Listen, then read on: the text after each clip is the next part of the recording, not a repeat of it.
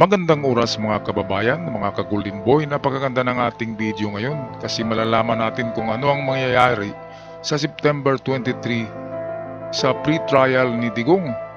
At ano ba ang trial at ang enforcement at ang appeal chamber?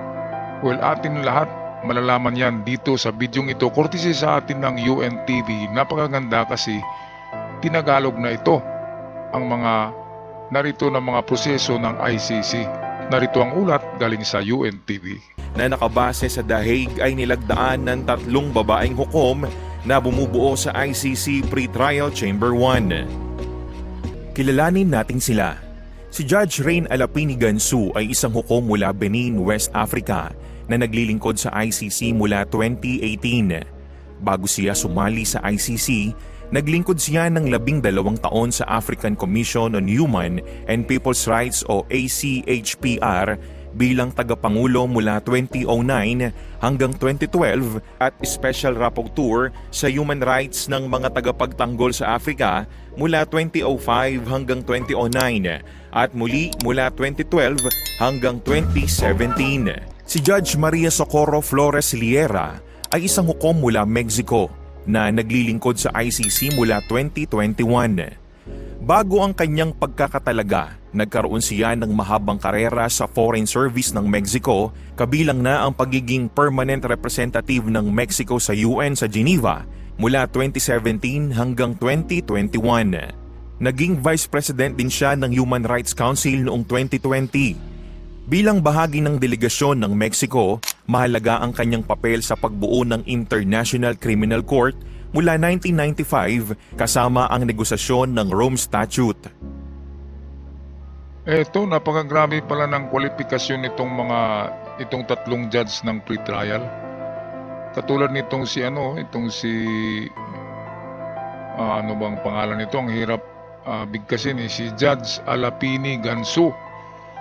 Isang West African at meron yatang 40 years na yata ito sa trabaho niya na nasa human rights. Kasi sinabi kanina 22 doon sa Africa at meron pang ibang mga pinagtrabahuan niya na lahat ay related sa human rights. At itong isa naman si Maria Socorro Flores Liera ng Mexico ay ganon din. Isa sa mga haligi pala ito ng ICC. Pagtatag ng ICC ay nandiyan na siya. Kaya napaka ng mga tao to. Eksperensyado ito sa batas. Kaya mahirapan si Digong dito. Punta tayo dito kay Motok. Ito yung pre-trial judge. Si Judge Julia Antonella Motok ay mula Romania. Siya ang presiding judge ng pre-trial chamber. Nagsilbi siya bilang hukom sa European Court of Human Rights o ECHR mula 2013 hanggang 2023 at sa Constitutional Court of Romania mula 2010 hanggang 2013. Bilang hukom sa ECHR, humawak siya ng mga kasong may kinalaman sa katiwalian, karahasan laban sa mga kababaihan, genocide, crimes against humanity at war crimes. Grabe din pala ang nitong si Motok, no? Ang kanyang mga experience. Lahat ay crimes against humanity at matagal na rin. Kaya hindi basta-basta, di ba? Hindi basta-basta ang mga kwalifikasyon ng mga judge na ito. Mga hukom. Kung pakinggan natin yung hukom, no, parang judgment din Hukom. Nako. Si Digong biglang bumait sa ICC, no, kung magsalita, dahan-dahan lang. Biglang bumait o nagpabait-baitan lang para maawa yung taga-ICC. Okay, patuloy tayo dito sa napakagandang video. Malalaman natin dito ang mga stages ng trial na ito. Merong pre-trial chamber, trial chamber, merong appeal chamber, and then yung panghuli niyan ay yung pagpadala na ng convicted person sa choice ng ICC na lugar na tatanggap sa kanya na doon na ikulong. Ayan na. So, goodbye. Goodbye na sa magandang kwarto diyan, Digong. Napakaganda ng accommodation ni Digong diyan Malinis. Siya lang yung mag-isang gumamit ng CR. Kompleto lahat. May computer.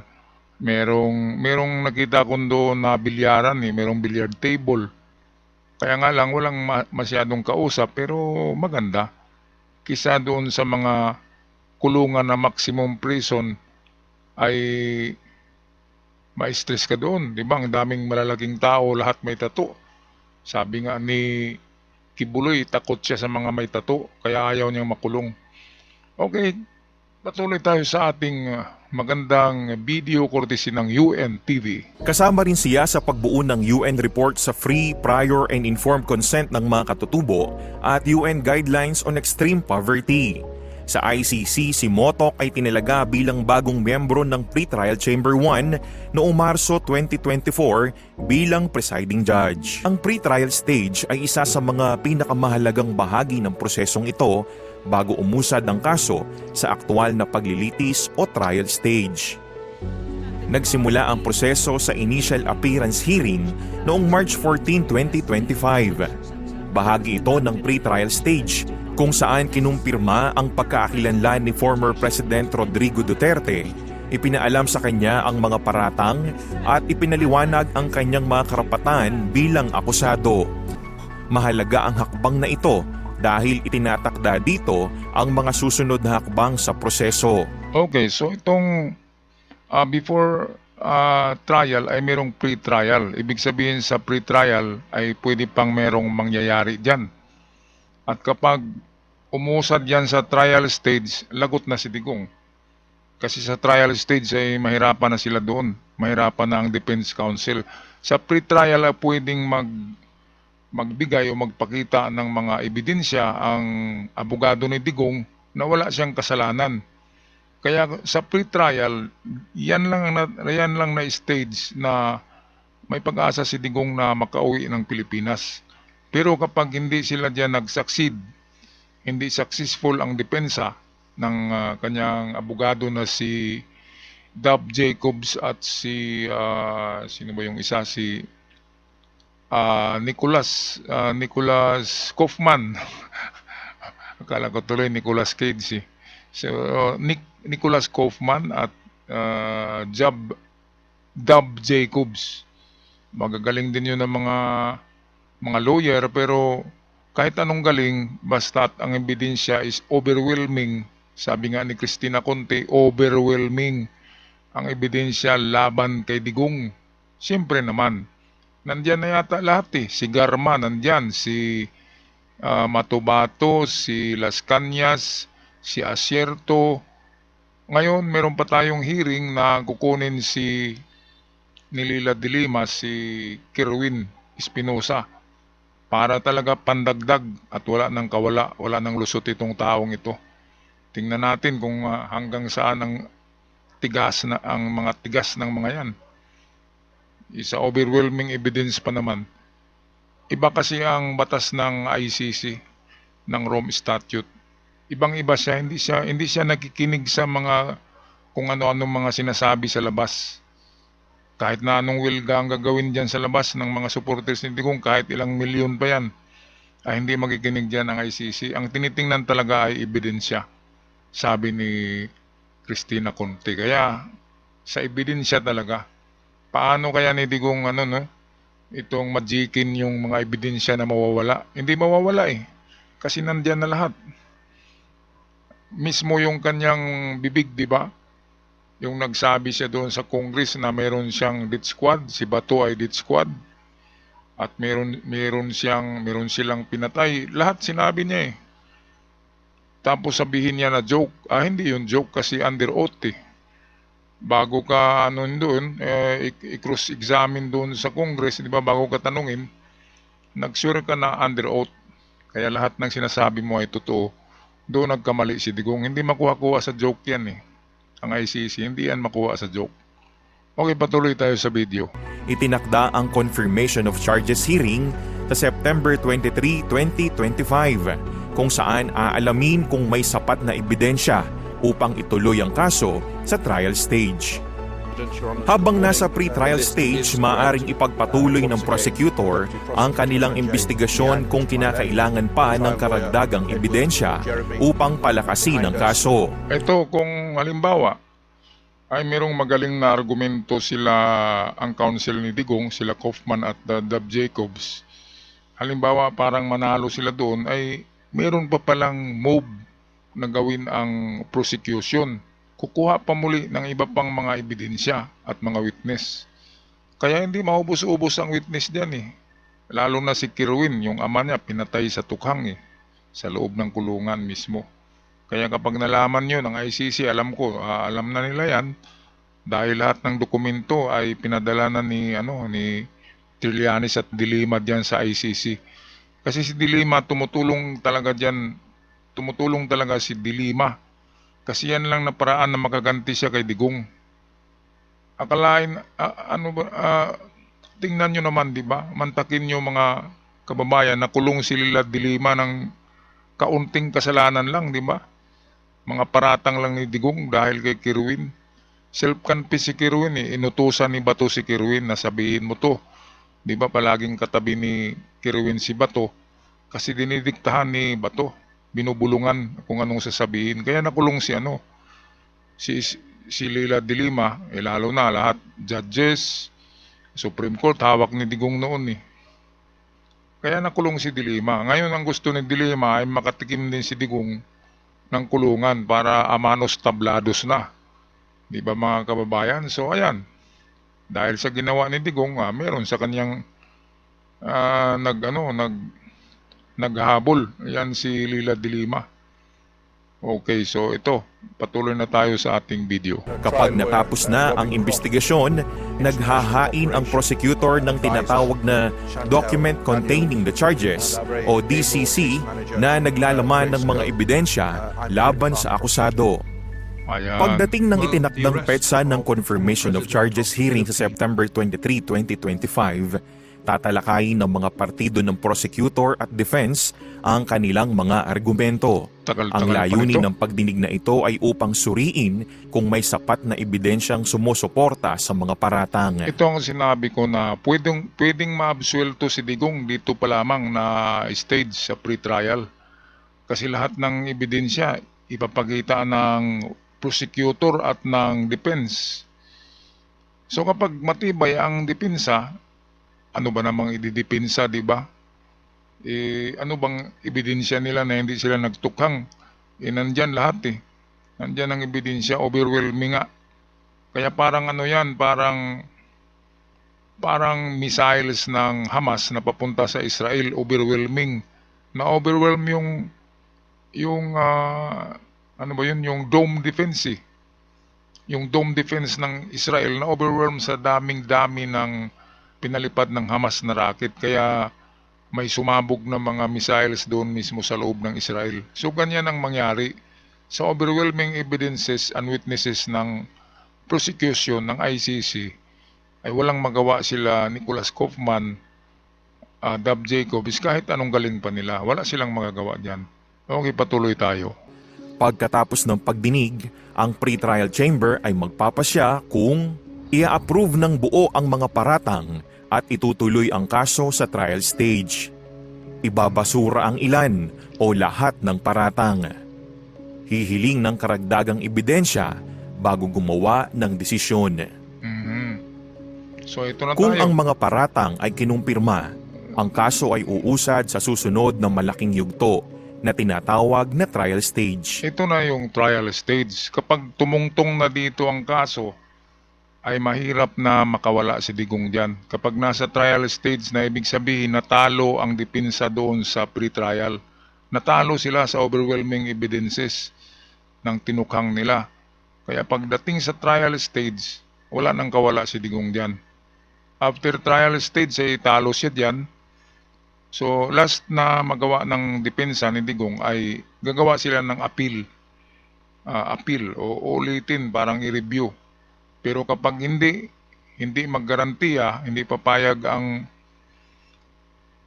prosecution at hukom ng ICC, kasi ang last naman diyan na mag-judge ay ICC pa rin, siyempre hindi sila papayag dahil gusto nga nila makulong itong tao na ito. Kaya kahit anong gawing apila nila Nick Kaufman at Dab Jacobs, ay hindi pa rin yan i-grant ng hukom ng ICC, ng prosecution, dahil nga sila pa rin ang judge and jury, ang ICC. Kaya walang mangyayari talaga dyan. Kulong talaga si Digong dyan. Yan ang katotohanan yan. Okay, patuloy tayo sa video. Sa yugtong ito, formal na susuriin ang mga ebidensya at testimonya upang malaman kung nagkasala ang akusado. Ang haba ng trial stage ay nakadepende sa bigat at komplikasyon ng kaso. Kung ang kaso ay umabot sa appeal stage, dito nire-review ang mga desisyon ng trial chamber kung may apila ang alinmang partido. Ayan. So, itong apila ay i-grant yan na mag-a-appeal ang ng nasasakdal o itong mga depensa ng nasasakdal. Ngayon, ilang buwan ba ang trial na ito galing sa pre-trial up to trial period and appeal? Ilang buwan ba yan? Nako, merong nagsabi na aabutin daw yan ng 3 taon o 2 taon, pinaka mabagal. Tagal pala niyan, napakagastos. I-compute nyo nga, 140 million ang babayaran ni Digong sa kanyang defense counsel. 140 sa lahat na yun ha, babayaran ni Digong. At aabot ng 2 years to 3 years, di ba? So 22, kung 2 years, 24 months. So times 24 ang 140 million. Magkano ba yan? Umabot ba yan ng billion? Hindi yata. Sila Digong ay mayroong bank account na 2 billion eh. Galing kina Michael Yang at yung isa pang inchik. Yan ay makikita natin yan sa impeachment ni Sara kasi pabuksan ni Trillanes sa mga bangko ang mga bank accounts na yan na mayroong total deposit of 2 billion pesos bigay ni Michael Yang at ni Alan Lim. Alan Lim ba yun? Oo. So, ayan. Mukhang mauubos ang 2 billion eh. Mukhang mauubos sa kaso na yan ay mukhang ninipis. Ninipis ang mga bank account nila. Pero kapag sa impeachment mapatunayan na yan ay drug money, pwedeng kumpiskahin ng gobyerno ang pera na yun. Grabe. Talagang hukom ng langit ito eh, di ba? Mga kababayan. Langit na ang naghukom kay Digong eh. Lahat na yata ng kamalas-malasan ay papunta na sa kanila ngayon. Galing yan sa langit. Hukom ng langit yan. Okay, tapusin na natin ng video. Tulad ng ibang yugto, ang haba ng proseso ay nakabatay sa mga isyong tinatalakay at sa bigat ng mga apela. Kapag napatunayang nagkasala ang akusado at naresolba na ang anumang apela, susunod ang enforcement of sentence. Sa yugtong ito, ipinatutupad ang parusang itinakda ng ICC. Ang mga sentensyang pagkakakulong ay kadalasang isinasagawa sa mga bansang handang tumanggap ng mga nahatulang individual. So okay, meron tayong mga listahan dito ng mga bansa na pwedeng tatanggap kay Digong kapag hindi na umubra ang kanilang apila. Dahil sa pagkatalo ay bibigyan sila ng isang beses na mag-apila sila at kapag ang kanilang apila ay medyo kakatigan ng hukom ng prosecution ay pwede ring makawala pa rin si Digong pero hindi na. Kasi ang hukom dyan ay anti-Digong yan eh. Yung mga hukom dyan, yung prosecution, anti-Digong yan dahil pinagmumura ni Digong yan noon pa man. Noong 2016 pa, pinagmumura ni Digong, sisipain daw niya ang ICC. Kaya ang mga tao na yan ay mayroon ng personal na galit yan kay Digong. Kaya hindi na makawala pa si Digong dyan. Itaya ko itong aking channel. Kapag nakawala si Digong, isara ko ito. Ito ang itataya ko. Sigurado yan. Okay, so ito yung mga bansa na pwedeng tatanggap kay Digong. At ito mga kababayan, atin i-search ang mga lugar na pwedeng doon ipadala ang mga convicted criminals ng ICC. Well, ito, meron tayo dito. Ito, saan kinukulong ang convicted criminals ng ICC? Narito ang ilan sa mga bansang tumatanggap ng ICC convicts. Number 1, United Kingdom or UK. Number 2, Norway. Number 3, Belgium.